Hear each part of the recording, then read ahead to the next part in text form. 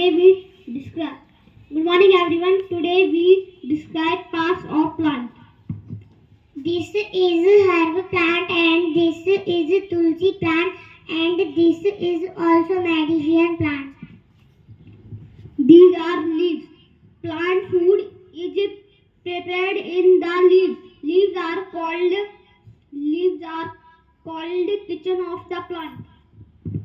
This is stem. Herb plant stem is provide protect to support to the plant.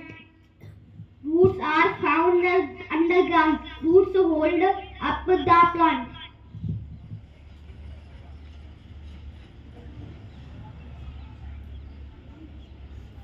Give us oxygen and take carbon oxide, so please save plant.